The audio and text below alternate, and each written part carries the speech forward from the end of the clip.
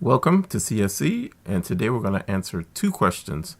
Number one, how to deal with a person who does not want to admit to being abused by a narcissistic partner. And two, how to handle narcissism in family situations, particularly with in-laws and children. Stay tuned.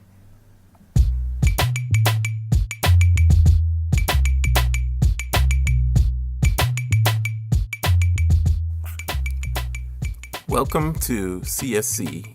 This is Steve here with another video, and today is going to be our first Q&A broadcast, and we're going to actually answer two questions posed by two members of the Facebook group Covert Narcissism, and we'll try to answer those questions in the best way that we can, and providing a little insight into it. So thanks for tuning in. We hope you do enjoy these broadcasts, and let's get right into it. The first question, and I'm not going to give names at this point because I didn't get their permission, but the first question is, I would like to know how to approach the victim of a narcissist when others can see what they are, but the victim themselves is blind and is prone to defending their narcissistic spouse. Okay, this is actually a very, very good question. And first thing though, I think it would be a good idea to first look into the mind of a person that is getting abused by the narcissist. This person will often share some traits of other people who have been or are being abused, both physically and emotionally. So number one, they are usually empaths. Empaths are highly sensitive, good listeners, forgiving, and they have the ability to be able to absorb emotions. These are the exact same things that become breeding grounds for narcissists. In other words, narcissists are attracted to these kind of people because to them, they are easy sources of supply. They're not going to be prone to hold things against them. They're very forgiving. They are, often very highly sensitive to the narcissist's mood swings and proclivities to do things that aren't healthy. So that's number one. Number two is fear. Sometimes a person in a narcissistic relationship can honestly fear that person. It could be that they fear physical violence, which maybe doesn't always happen with covert narcissists, or it could be maybe the emotional backlash that they could receive from the abuser. This is much more likely from a narcissist. They could also fear the loss of the relationship itself and being alone. Number three, perception and excuses. Their perception of the abuser is often clouded by their emotions, especially if they're empaths. They may try to say to themselves, "Oh, he did something nice for me last week, so he's not that bad." Or they might say, nobody's perfect, or he's been having or she's been having a hard time lately, so I don't want to rock the boat. I've even heard this: "Oh, that person, he or she is too fine to let go." Their perception then is often that it is us against them being all the people who try to communicate to the person that they might be being abused in a narcissistic relationship. They will sometimes take the attitude that everybody's against us, so therefore we have to fight back in some kind of way, and I have to be the one to defend you or defend, feeling like they have to defend the abused. Number four, that I've noticed, is that a person may generally feel trapped. A person may feel like they have no way out, either financially or emotionally. So they put up with the narcissistic abuse, and because they fear or because they have that feeling of being trapped, they'll defend that person, really based on that feeling of just saying, well, I have nowhere else to go, so I have to put up with it. Another thing is pride. Failure to admit they have made a mistake. A lot of people fall into this category. Perhaps they've been warned by family and friends, but they are so stubborn and would rather put up with the abuse than to admit that they were wrong. Pride itself can be a powerful thing to overcome. Then you have low self-esteem. This person may feel like they deserve the abuse. Maybe they've done some things that they regret and feel like the abuser is their punishment. Or maybe they feel they have wronged the abuser in some way, and that he or she has a right to abuse them. That's another thing that we have to look out for, is low self-esteem. And finally, 7, and I kind of mentioned this a few minutes ago, is this purely superficial reasons. And believe it or not, I've heard some people defend their narcissistic abuser based solely on superficial things, like, how the abuser looks and how the abuser makes them feel when they're in public, and the abuser has a nice body or a nice physique, and they hold on to these superficial things, which causes them to stay with the abuser. So one of the keys to dealing with a person like this is to have patience. Often, if we could, we would just want to yank that person out of the relationship if we could. But that generally never works, as the person must come to the realization on their own, just as we who were in narcissistic relationships came to it basically on our own. We can talk to them, but we must take care not to put them on the defensive, as this often fuels their determination to defend the narcissist. So, patience, my friend, patience and prayer. Prayer, if you are into that, should be your MO. Narcissists are pretty consistent, and the best thing that you can do to help them is to understand what it is. Help them understand what it is. The narcissist will continue their abuse, and the victim will soon make the connection between what you've told them and how their abuser is treating them. Once they do, they will need your love and support.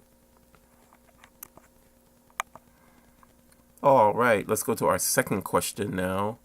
And that is, the question is in regards to family systems and how narcissism works within family systems.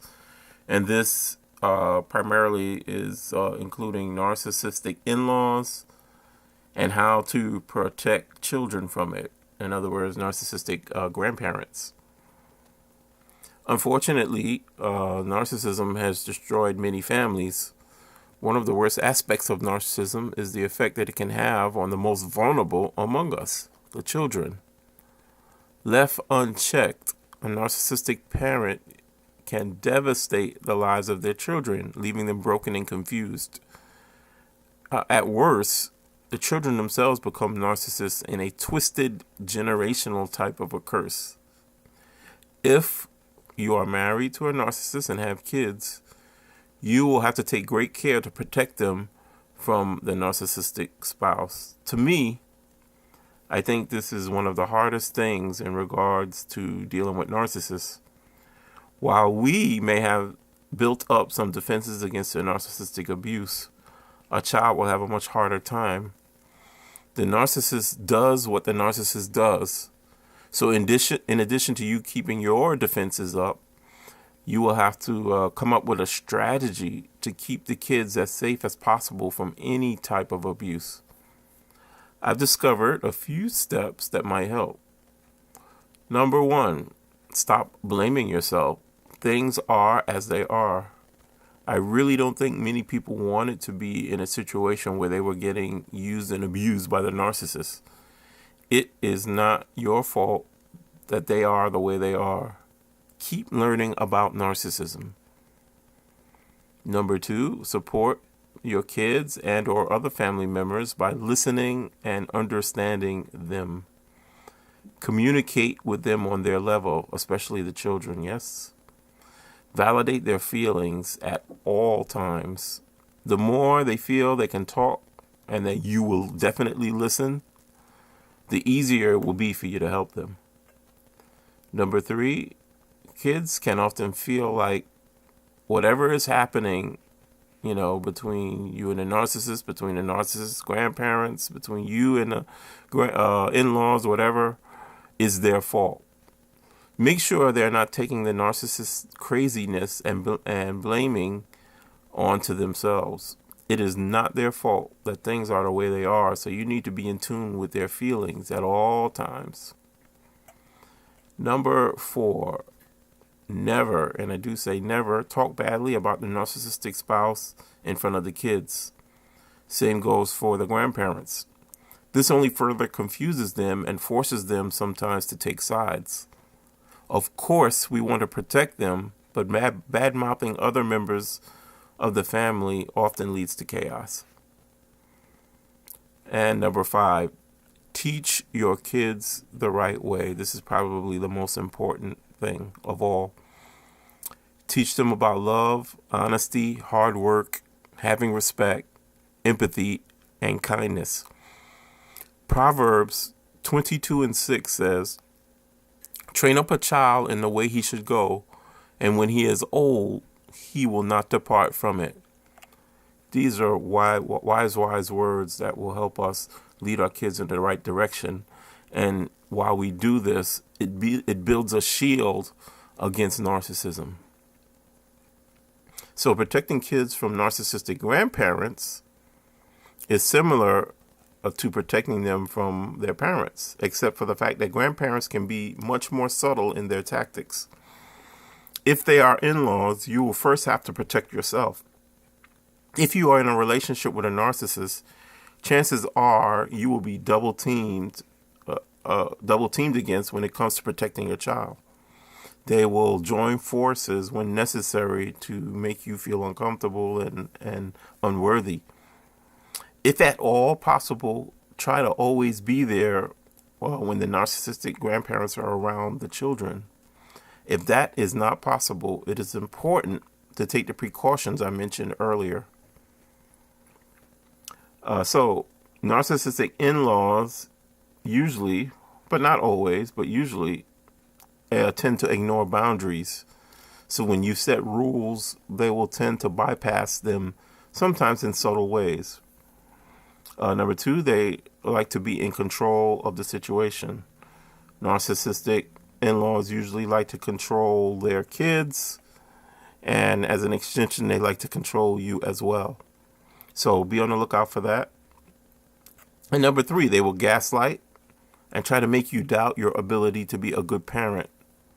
At the same time, they may tell you how to be a good parent, which is exactly what you want to avoid, as your spouse or partner was raised as a narcissist. So whatever you do, do not underestimate the power and influence narcissistic in-laws and grandparents have. They will find any way they can to siphon narcissistic supply from you and from your kids and from anyone they come in contact with. If they cannot get supply from you, they may make your life difficult. So be ready to assert yourself if necessary. Try to avoid getting emotionally dragged into any conflict. Be resolved. If the narcissism is deep within the grandparents and in-laws, you may have to, in fact, go no contact. This is often harder with grandparents than it is with the parent or the spouse themselves. Not many will understand why you're keeping kids from their grandparents, so you risk alienation from other family members. But of course, protecting our kids is our first priority. So be strong. As I always say, I come from a Christian perspective, so I feel that prayer is an important aspect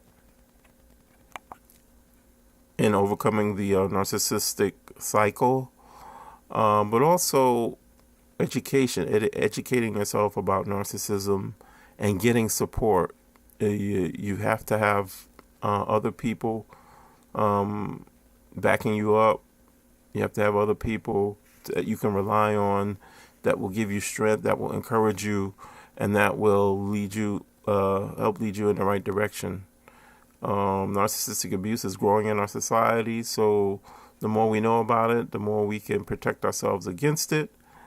And as always, I just want to say that feel free to reach out to me, leave comments in the comments field, join any kind of support group that you can, whether it's a church or family. Just make sure you have people around you that you can trust and lean on, that will help you in whatever situation you find yourself in. And know that, we support you here, we're praying for you, and we certainly appreciate you listening to our YouTube channel. And please do support us. If you like the video, give us a thumbs up. Please do also consider subscribing to our show so that you get notifications. Click the bell icon, you'll get notifications whenever we post new videos. And once again, thank you for your support. God bless you, and we'll see you next time.